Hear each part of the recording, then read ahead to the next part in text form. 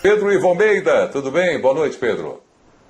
Boa noite, Preto, a você, aos companheiros, ao fã de esporte. Surpreendente também é a palavra para a vitória do Flamengo. Não por esse time não ter a capacidade de fazer 4-0, pelo contrário, esse grupo tem, mas por construir um 4-0 diferente da maneira que está habituado. Sempre um Henrique Arrascaeta, um lesionado e outro parece que sentiu uma fadiga, e também por opção tática do Renato para a segunda etapa, com um homem a menos, tendo menos posse, finalizando menos, trocando menos passes e construindo um placar que parecia inimaginável ali no intervalo. Paulo Calçade, seu destaque também nesta abertura do Linha de Passe, como eu disse aqui, com jogos emocionantes da Copa do Brasil, né, Calçade? Tudo bem? Olá, Prieto. É emocionante daqueles que se você perder os últimos 5 minutos, é capaz de perder tudo. O Prieto, e olá para você, para quem nos acompanha aqui, sabe o que tem de mais legal aí nesse jogo, para a gente falar bastante aqui, debatendo linha? Lembra quando o Renato tomou, defendendo o Grêmio como treinador, aquele 5-0 do Flamengo, lá no Maracanã? Sim. E ele disse que, ele deixou muito claro que ele não tinha aquela equipe, senão isso não aconteceria, que aquilo era resultado da potência que era o Flamengo. Hoje o Renato quase chegou ao 5-0 e está do outro lado. Só que não foi aquele Flamengo que marcou os gols, não.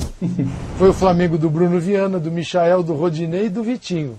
Não foi do Gabigol, do Arrascaeta, do Bruno Henrique, do Diego. Tem muita coisa para falar aqui, Brito. Coisas do futebol. Pois é, e o Renato seria muito cobrado, né? Depois desse jogo contra a equipe do Grêmio.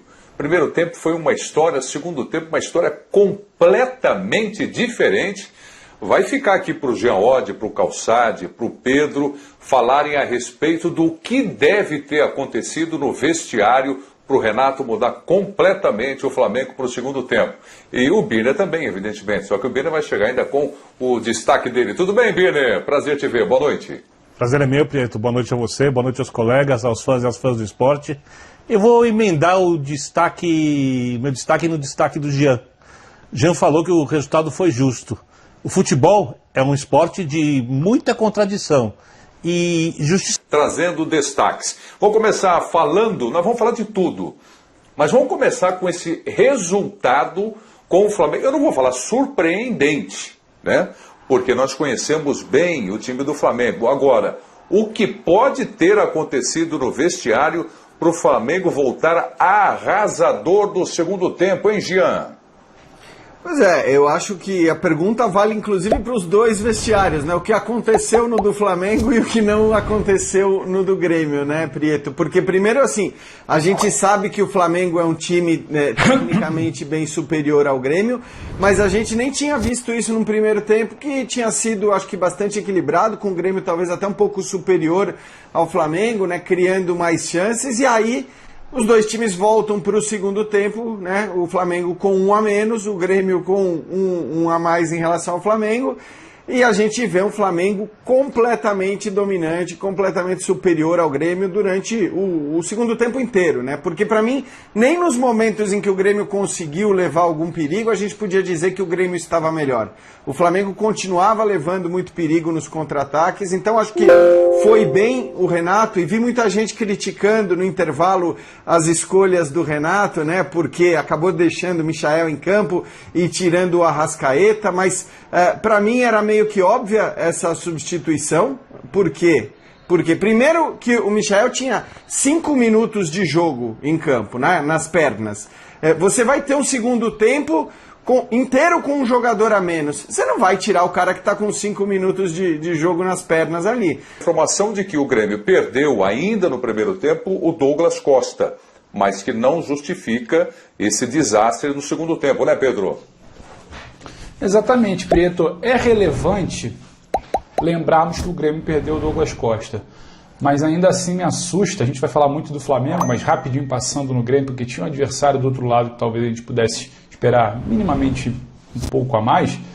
Me assustou no segundo tempo, quando então com um a mais e o Grêmio tinha que ter a bola e talvez tivesse que assumir um controle com a bola do jogo, a ineficiência, a incapacidade de girar, de criar, de ter alguma coisa a apresentar. Quando eu falei no início a minha participação no meu destaque, que o Grêmio finalizou mais, ele tentou finalizar mais. Se eu não me engano, foram 16 ou 17 chutes, mais um na direção do gol. Então, é muito pouco, me assustou essa incapacidade. Acho que é preciso pensar, preciso refletir. E o Calçade, falando agora sobre o Flamengo, o Calçade toca num ponto muito interessante, né? Se a gente vem aqui para um debate antes, aqueles nossos palpites e tal, alguém coloca 4-0 para o Flamengo, ou alguém vira e fala, vai ser 4-0 para o Flamengo, a gente poderia pensar, é um placar plausível diante do que o Flamengo é capaz de fazer com o seu time dito titular e do que o Grêmio não vem fazendo.